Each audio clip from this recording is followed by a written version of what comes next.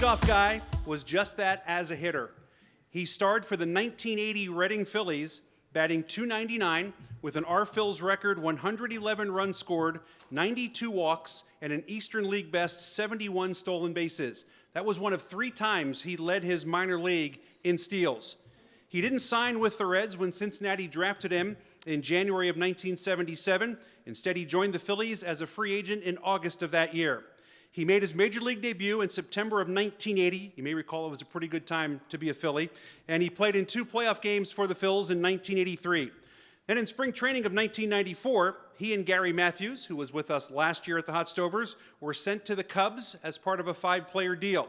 Chicago went on to win the National League East that season, and he homered to lead off the first inning of Game 1 in the National League Championship Series.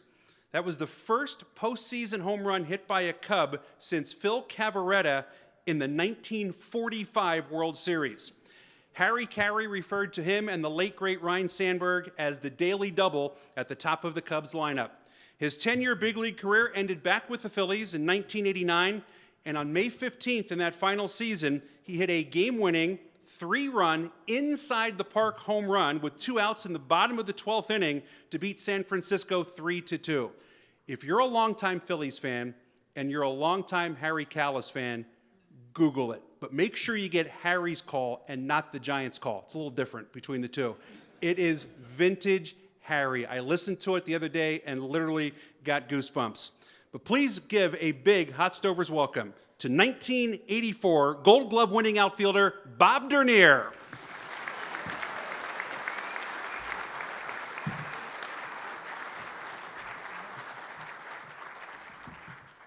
Wow. Well, thank you so much. I got to tell you, my mind's been racing since I got the word that I was coming back up here to visit, and also the bonus of having Doug and Vaughn as my co-conspirators here tonight. I'll mention a couple things up front. First of all, Vaughn and I live about 2 hours apart in the Midwest. He's up in Clarinda, Iowa, out in the middle of nowhere, and I'm in Kansas City. So we get together on a regular basis, and he comes down to eat my wife's cooking and bring his dog down to visit, and we play some golf. So I get up to his place. We usually play some golf and hang out up there in the Iowa cornfields. And he sold a bunch of his property, though, I think recently. He got tired of deer hunting. But he's close friend of mine, and Doug I've gotten to know over the years, one of my favorite guys. I think he's one of the best you'll ever see and hear with this in front of him. And so I admire Doug a lot as well. I got to tell you, they made the old guy go first. I may not be the slowest. These two could really run, though, so it'd be a pretty good race. But to bring you up to speed, before I kind of hit the ground with some things I made note of I wanted to talk about. Today's real life. I'm happily married. Like Mr. Kaufman over here, I've had more than one swing at that, which is perfectly fine. And I have 6 grandchildren. My first wife, Vicki, is still very special to me. We get together regularly, and our kids and grandkids and different events. So all that's good. She was with me here in 1980 when I was a young player. And probably one of the most significant parts about Reading for me was I was 23 years old, kind of an older player at the time. I was out of junior college as a free agent, undrafted free agent with Philadelphia when I signed. But I was one of the older guys, so Vicki and I had a plan at that point. We wanted to have a family. We had a game plan, but we really didn't know what we were doing. We didn't know what we were up against, as most of us would admit. Pro ball can really be challenging in a lot of ways, especially for families and with all the travel and all that goes with it. But I have a wonderful group at home. I play about 100 rounds of golf a year for the last 13 years since I quit coaching. So that keeps me busy and keeps the hinges bending and gives us a game to play with, which most of us up here, one thing I'll start with is we all love sports, right? That's kind of what we grew up with. And some of you guys are growing up with it. I hope you love it. Baseball obviously was, you know, that was the linchpin for me. But I grew up with every ball. When I was young, I had a family, my mom and dad and my sister. And then later my little brother came along. He's 13 years younger. But my sister and I played in the backyard, along with the neighbors, you know, all my friends. And all the dads coached. We played football, baseball, basketball, you know, tennis, golf, hockey. I was on skates when I was 5 years old. So I grew up with sports. My dad played overhand and underhand fast pitch softball 2 nights a week. My mom played on Wednesday night. My sister played. And of course I played. So except Sunday, I think we were at a ballpark. Some kind of ball game was going on, and if it wasn't going on there, it was going on in the neighborhood. So that's kind of how, you know, that's where my real love for sports started, and I gained, I guess, you know, a little bit of prowess. I think I was 8 or 10 years old, and I could outrun everybody, you know? That was kind of cool in the neighborhood or otherwise. And so I started playing Little League football. And I was an option quarterback for you football guys. You know what I'm talking about. And when I'd run that option, and I'd fake that pitch to the halfback and hit that 5 or 6 hole, and I'm gone. And I'm out running guys, you know. And so I learned early on that I had a gift. And I felt like that gift, my grandmother used to look at me, and I'd be down there below the stove where she's cooking. And she'd look down at me and she'd say, "You like to eat, don't you?" And I'd say, "Yeah, I like to eat." She said, "You're going to learn to cook." So I was learning lessons, you know, kind of like little things you got to do, you know, to get along. And one of them was, you know, to play sports, one thing you had to have certainly was desire. And I felt like, you know, you kind of had to know yourself that you had a little bit of a gift for something. You had something you loved to do.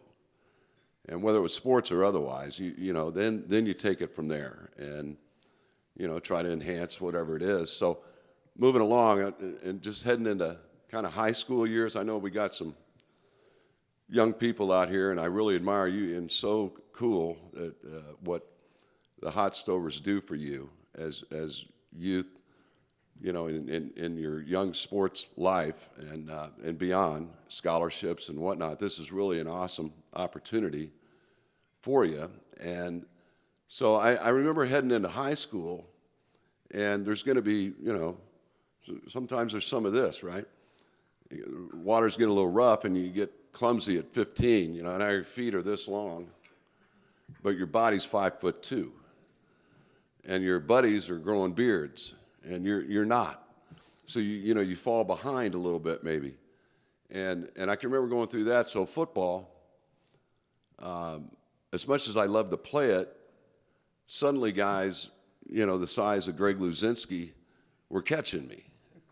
Well, I knew it was time for basketball and baseball at that point. That's enough of football because I don't stack up. So moving on into high school time, I want to relate one thing, and Vaughn and I were kind of talking about some of this, but one thing about playing multiple sports, I think they have a way of sort of interacting.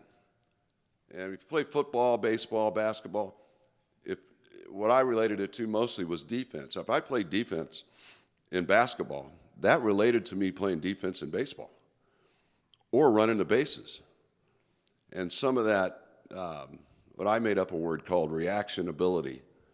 And if you have, you know, you have that feet to eye coordination. You know, in baseball we talk about hand-eye, right?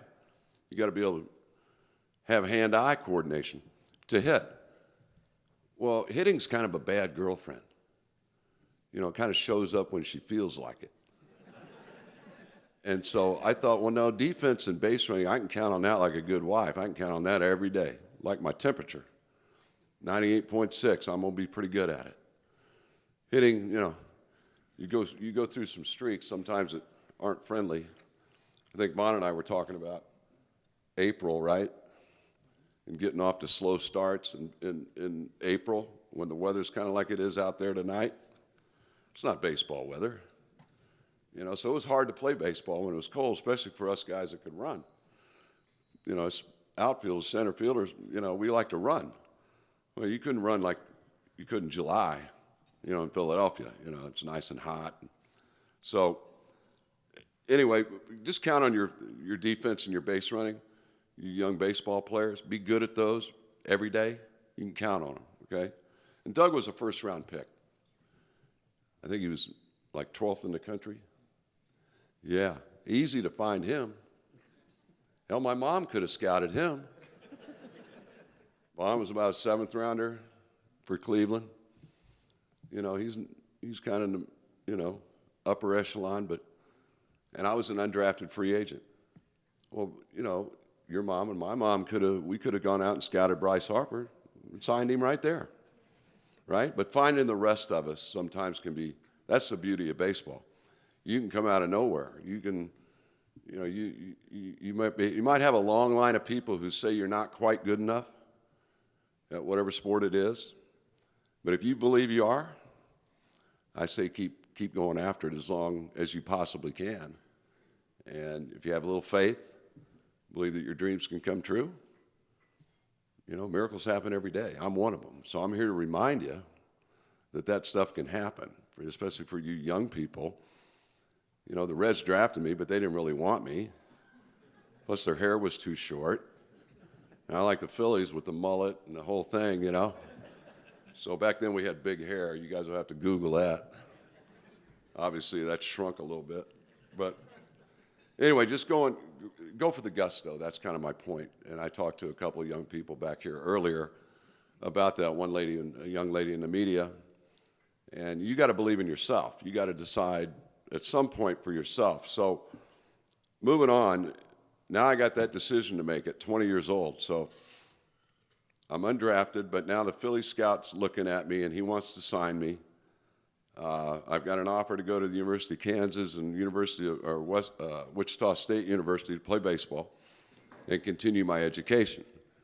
So I go home with these 3 things kind of in front of me, and I went ahead and signed a letter of intent to go to the University of Kansas. I had friends going there, and I had a lot of reasons to choose it. Then I had second thoughts because I'm 20. You guys remember being 20? You might change your mind. So I did, and I decided, no, I'm either going to sign with Philly or I'm going to go to Wichita State. So I had to go tell the coach at KU that I'm 20 years old, and he hated me from that point on, I think. And it was a tough spot, but I had to make a decision. So at 20, you have to trust your heart and what your desires are, for you young folks. And ultimately, you have to live with it. So my mom said, I can do the math and look at the college scholarships worth XYZ, and the Phillies are offering you $1,200. What do you think the smart thing to do is? And then my dad said, well, she's right, but you got to trust your heart. And as a young man, you got to make a decision. So ultimately, I'm glad I did. Still kind of like to have that 4-year college degree under my belt, but I bypassed that for the good graces of getting to come to Reading, Pennsylvania at some point. So here I am. Started, though, in 78. I went to Spartanburg. And I was a young shortstop. And I saw a scouting report. It said, if he catches it, he throws it in the stands, might be a center fielder. Actually, that's a true story. I saw the scouting report. So I got the whispers in that first season and I looked around, there's Julio Franco and there's Ryan Sandberg, and I thought, boy, that's tough company. So fortunately, I was playing for a fellow named Ron Clark. And you Reading baseball fans will remember, Ron Clark was our manager here in 1980. Very significant man in my life. He's still doing well. He's in his 80s, lives down in Florida. But he was a fellow from Fort Worth, Texas, tough cowboy. He liked his vodka, his cigars, and his cowboy boots. and he played about 5 or 6 years in the big leagues. And he rode those buses to Holyoke, Massachusetts up there, Glens Falls, New York, Bristol, West Haven, Waterbury. I remember, literally the 10-hour trips, right? We'd be on those buses. And Ron Clark told me in '78 at Spartanburg, in Spartanburg, South Carolina, my first half season, he said, "Bobby, can you do anything else?" And I said, "Yeah, I can play second base." He said, "No, I mean like construction or something, because this isn't going to last. You got to make some adjustments."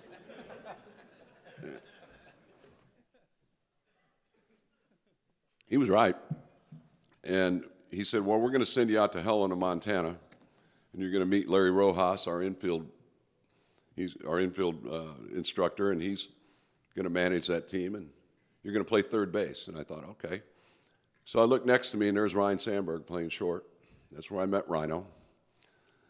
And Julio Franco was there.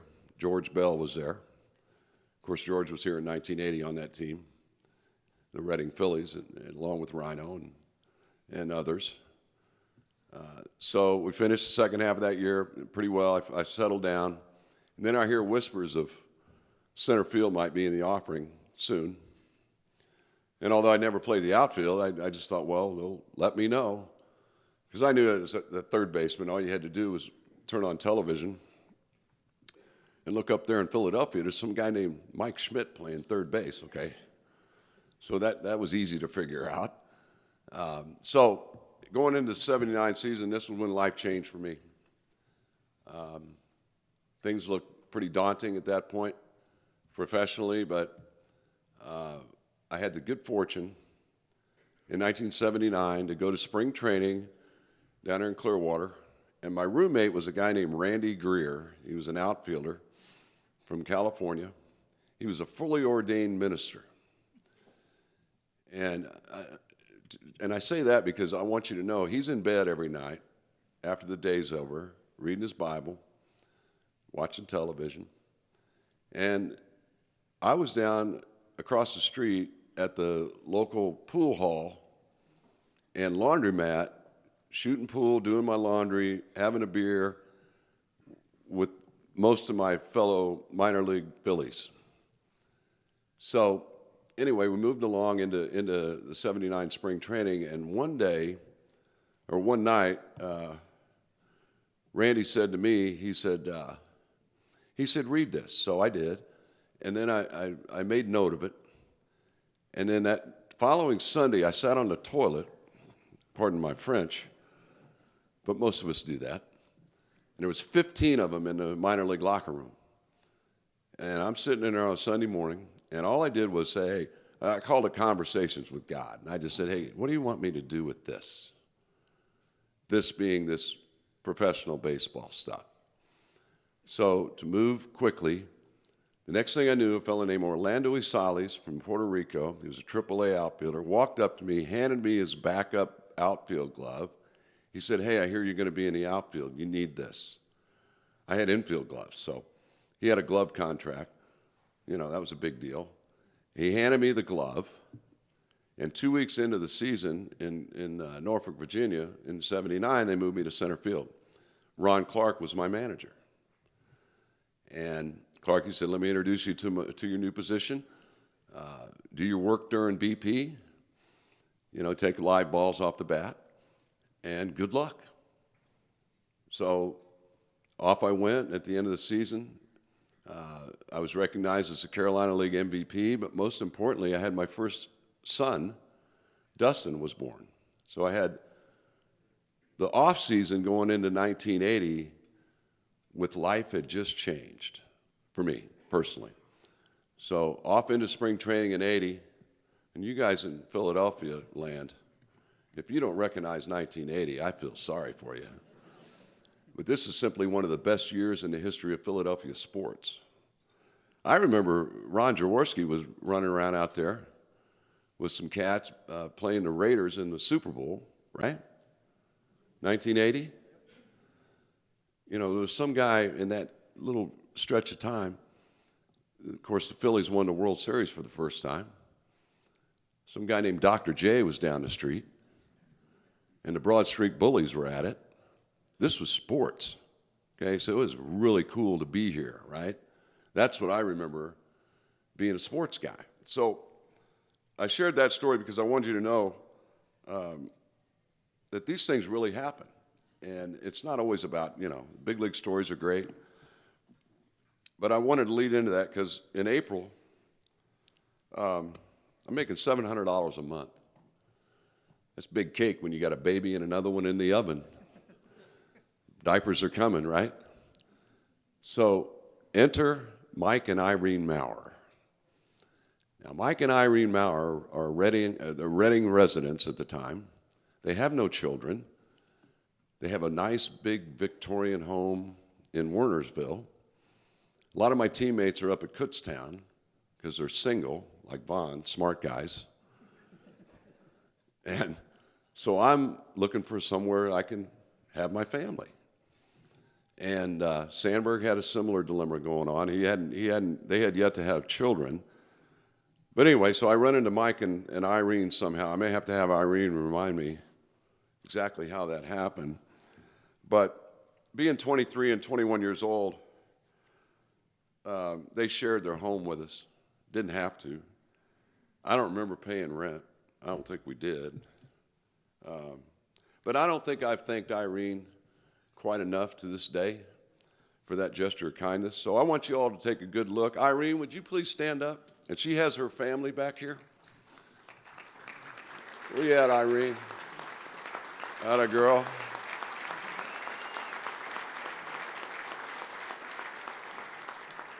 And her husband Mike's up there smiling in heaven. Her and Rhino are probably having at it. And that 80 team, we had some guys. I mean, they were Ozzie Virgil, Mark Davis, of course Rhino. I think of many others. Steve Curry was one of my favorites.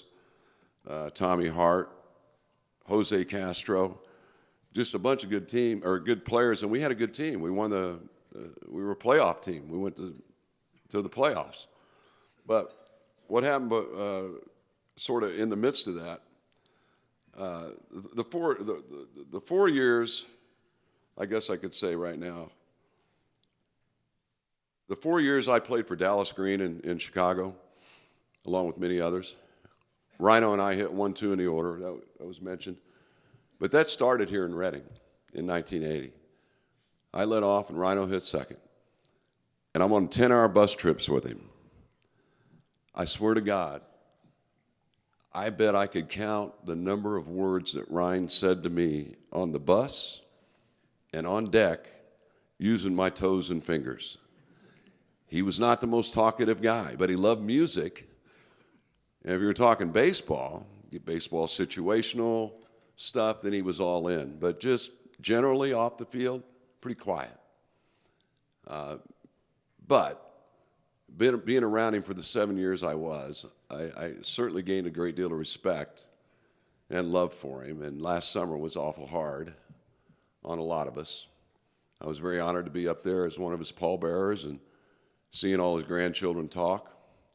I thought it'd be really remiss of me if I didn't have a few moments to talk about that guy, because he was a big reason I had success here. Having him on deck, you got to remember I had not only him, but I had a guy named Pete Rose on deck as a young leadoff hitter. And Pete had only been leading off for about 17 years before I showed up. And the speed game came, right? So baseball is all about teamwork. And it's very important. I'm the leadoff guy tonight. You got the best looking guy in the house over here. He's single. And you got the best speaker in the history of mankind over here to my left. I'm just trying to get on base for them and let them do their magic. Well, Rhino was like that. He was that guy. All you had to do is do your job. And he was a great complimentary player and all about teamwork. So I wanted to take a few minutes talking about him. But anyway, so at the end of Reading season in 80, about mid-August, we started to hear whispers about, hey, there might be opportunities to go play winter ball in Venezuela, which was a big deal at the time.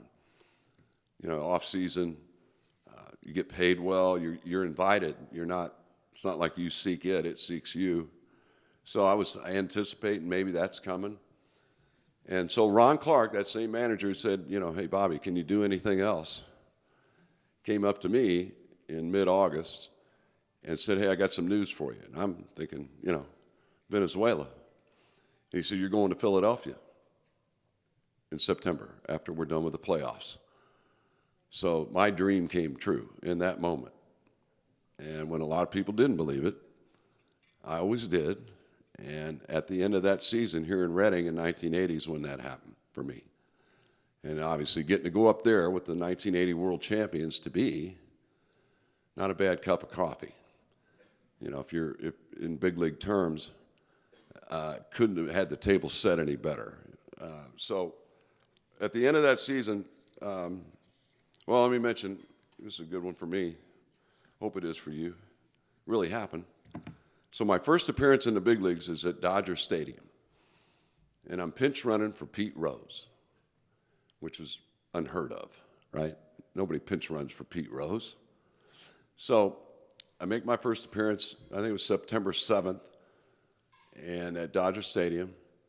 And what nobody knew but me was 13 years before that, in 1967, my dad and mom, we were kind of like the Griswolds. My mom, dad, me, and my sister, they drive out to Las Vegas and on to Los Angeles. They fly me and my sister out to L.A., and we're going to Disneyland, the big mouse, and right? My dad has Dodger game tickets one day. So great, we get to go to a Dodger game. And in 67, I think Drysdale and Koufax and that bunch was there. So it was pretty cool to go to Dodger Stadium. And we're in the fifth deck. I can still see the tunnel I walked through as a 10-year-old.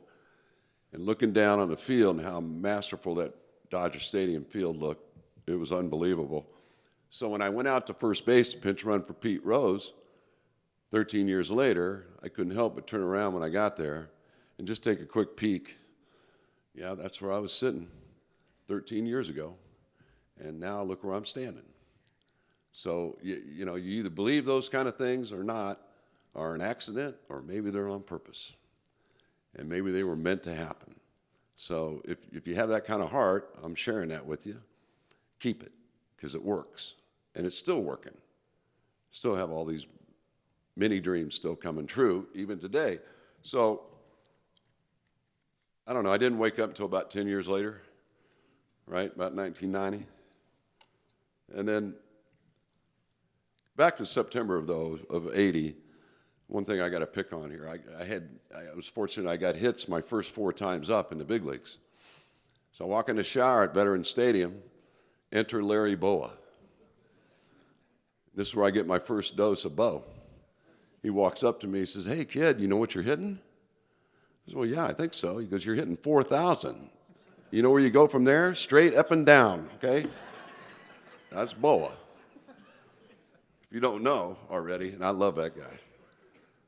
And then Tug McGraw. I got to mention Tug, because that lovely soul, he took me under his wing when I first showed up in San Francisco to meet the ball club in 80.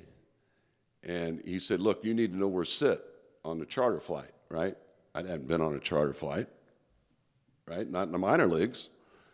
So he says, well, I'll show you where to sit. So up front, here's his manager and the coaches and the media, and here's some veteran guys, and there's a card game over there, and there's the guys in the back, they're drinking this.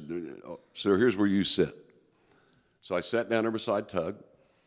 He put his briefcase in the middle seat, opened it up, and pulled out a bottle of Irish whiskey. And he knew my mother was Irish. He'd done some research. He said, I know your mom's Irish. How do you know that? So he had a game plan. And so he said, look, you got to learn 2 things. We're the fighting Phils, and we don't mind having a drink. And I said, well, Tug, I'm not real good at either one, but I'm willing to try. So I had these guys who were, a little rough-edged. But the 1980 Phillies, if you were a young player, you couldn't have had a better band to join. I mean, there's Hall of Famers all over the place here, right? And what a great group of mentors and guys to learn from. Pete Rose told me, use your ears, I'll make you a 5-year veteran in about 2 months. And he was right. He was a great teacher, a great teammate. Yeah, he wasn't perfect, we know that, but for me, he was perfect. And many others. Just as a Phillies fan, I got to share my godfather story in all truth. Dallas Green was a lot of our godfathers in baseball. I had him as a minor league farm director, the manager when I got called up to the big leagues. He was a GM in Chicago when he traded for me. Not only me, but Boa, Sandberg, Moreland, Ruthven, Knowles, Bruce Starr, Richie Hebner, Jay Johnstone, our coaching staff, Vukovic, Johnny Oates, Ruben Amaro. 1980s, right through there, and ask Vaughn. It was backyard baseball. Bunch of ex-Phillies playing the Cubs, ex-Phillies playing for the Cubs, playing the Phillies. We're at the Vet, we're at Wrigley Field.